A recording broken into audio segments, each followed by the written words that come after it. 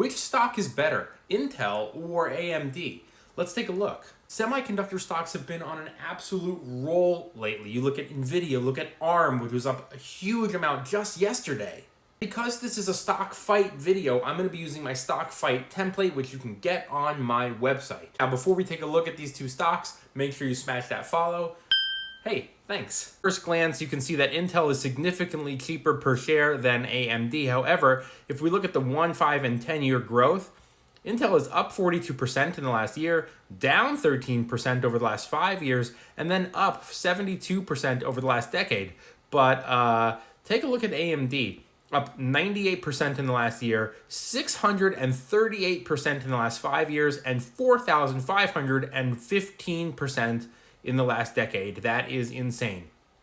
Now, Intel has a market cap of $180 billion to AMD's $276. Intel also pays a very small dividend. AMD does not. But you know what? Who really cares about a dividend when you have massive growth like this up here? Also, take note. Intel has cut their dividend by 16% in the last 5 years. That is not good. Now, moving over to the price to earnings ratio, you can see that Intel is a little bit overvalued when compared to the overall sector, but not by much. And AMD is pretty overvalued. However, this doesn't always deter investors. In fact, sometimes investors are willing to pay a little bit more, even though they think the company is overvalued now because they think it will be even more valuable in the future. Now, take a look at the revenue here. This one's pretty interesting. Over the last couple years, Intel's revenue has been in steady decline for the most part, whereas AMD's revenue has just been climbing, although they had one little stumble in 2023. Net income, Intel has them beat. $1.6 billion in net income to AMD's $337 million. Intel has way more assets than AMD does, but they also have a lot of debt.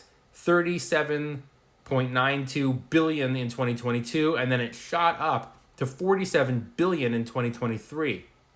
And AMD is no stranger to debt either. They went from $349 million in 2021 to $2.86 billion in 2022.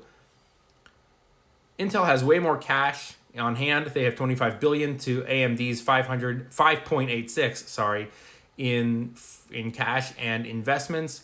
And I couldn't find a free cash flow for Intel anywhere, but AMD has $3.12 billion in free cash flow.